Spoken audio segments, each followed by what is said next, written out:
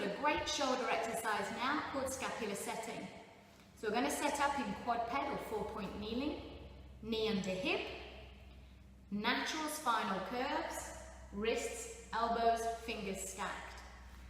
Now, keeping your spine in its natural curves, you're going to allow your shoulder blades to draw back and towards each other and then push away again.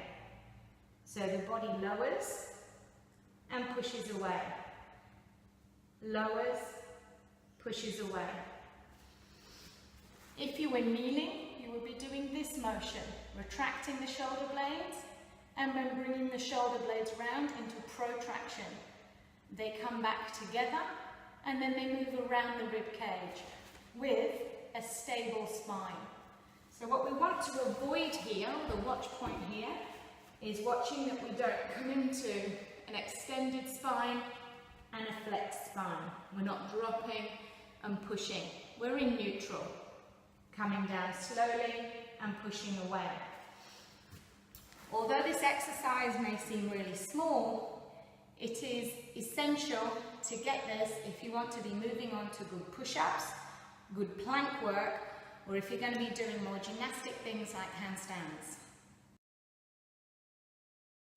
Hey everyone, Sally here, and today we're going to be looking at planking. We're going to start off with mini plank and then work into a full plank position. Now, when we're looking at planking, we're looking at deep stability and also global control with those outer muscles. So they both want to be working together. We're looking for good form throughout, remembering that it might be the stability system that fails first and the strength system will take over. If that happens, you're going to see a drop in the spine and also maybe a drop in the neck. So we're going to start off with our modified plank. Set up, you want nice big wide hands, wrists, elbows, shoulders aligned, or the hands very slightly in front of the shoulders. You want to have your knees underneath the hips. From here, we're going to tuck the toes, and we're going to have a strong push through the shoulder blades. So maybe recheck and have a look at scapular setting as a shoulder exercise. We're then going to push, push, push. And as you do this, you'll feel your whole body create strength. And then at the last minute, we're just going to hover. Maybe holding this position for a count of 5 initially, and then lowering back down again. So, watch points. What do we need to look for here? Well, we need to make sure that the pelvis stays flat and level, and the shoulders stay flat and level, and that the head doesn't droop down. So we have a sense of drawing the head and neck back, maybe thinking of making some double chins. So we push, push, push, come up and hover. Remember, we want to avoid dropping, sinking, head bobbing down, and again holding here. And then lowering. Maybe aim up for 10 seconds and then repeat as many times as you want.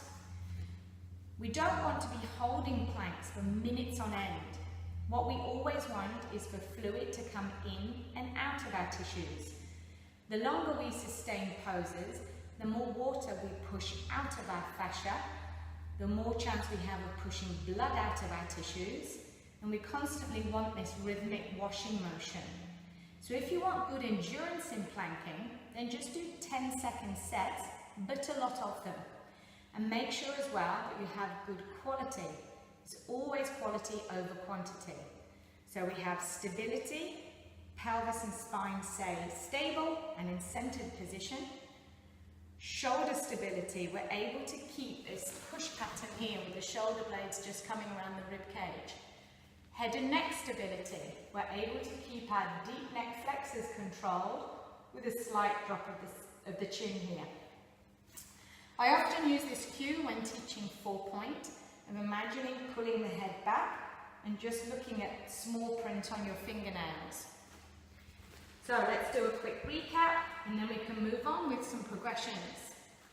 4-point stack, toes tucked under, neck drawing back, create strength and hover. So looking at some progressions we can do here in mini plank. We're going to come up and hover and come back to our scapular setting. So again, we're Just lowering the rib cage to lower, we catch it with our muscles and push back up again. As mentioned previously, it's not a cat and cow pose. It's a stable spine and strong shoulder blade connection. Another variation we can do here is to load backwards. So we're going to come backwards onto the thighs and forwards into plank again. As you come here, what we're thinking about is widening our sitting bones and deepening into our hip creases. So we come back, sit into plank and come forwards again. Remember, wide, wide, wide helps the hips slide back into the sockets. Safe, happy hips. Another variation for our loaded mini plank is to come on a slight twist. So, we're going to push our hands down, come back into our loaded position. Now if you remember the original one, we came to here. We're going to come forwards, twist, and come back that way. So both the knees and feet are twisted. We come forwards again, twist the other way. And this one's quite nice to do in a rhythm. Center, forwards, twist, forwards, twist, forwards. Center, twist, twist. It's the rhythm in this motion that's important. Getting your muscles to switch on and off, which is what you're designed to do and help pump fluid through your system. Okay, this is another variation for our mini plank. Again, it's a dynamic drill and we're going to be moving the feet around in our 3 planes of motion. So, we come into our plank position again, little hover. Our weight is firmly over the hands, fingertips pressing down. We're going to start off just with a little alternate foot lift. One at a time. Now we need to make sure when we do this that we're staying nice and still. And as we lift, we're not falling over or swaying to one side. It's a very stable 3 points of weight bearing. Once we've got the hang of that, we can take a step out to the side. And again, quite dynamic, stepping over. So, we're in our plank position, stepping out. Has really nice information being fed up into the shoulder blades as well, and a little bit of an upper thoracic twist. That's your frontal plane driver. We now have our sagittal plane driver, which is forwards and back.